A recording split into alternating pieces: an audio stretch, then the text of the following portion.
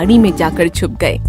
शेर की आहट पाते ही होशियार समझ गया कि वह तो भाग भी नहीं पाएगा और यदि कोई चतुराई नहीं दिखाई तो मामला बिगड़ जाएगा। वह आसपास छिपने के बारे में भी सोच रहा था, लेकिन सही जगह नहीं पा रहा था। उसके इतना सोचते ही शेर उसके करीब आ गया। तुम कहां से बीच में आ गए? हिरन कहां है? मुझे अभी अभी हिरन की गंध आई है। जल्दी से बताओ, मुझे बहुत भूख लगी है। शेर की बात सुनकर पहले होशियार ने सोचा कि हिरन हिरनी के बारे में बता दिया जाए, लेकिन उसी पल उसके मन में दया भी आई और उसने अपने दिमाग की बत्ती जलाई। अरे महाराज, हिरन और हिरनी यहाँ आए तो थे, लेकिन मैंने ही उन्हें भगा दिया। वो मान ही नहीं रहे थे। मेरा उनसे झगड़ा भी हुआ, हाथापाई भी हुई। यहाँ बड़ी देर तक रहे, इसलिए उनकी गंध आपको आ रही है।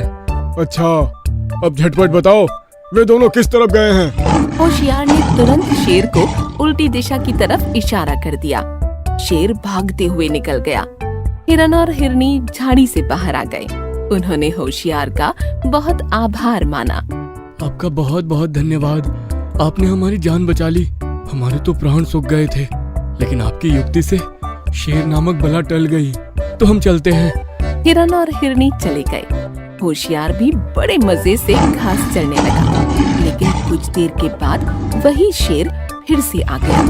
वह बड़े गुस्से में दिखाई पड़ रहा था, क्योंकि उसे कोई शिकार नहीं मिला था।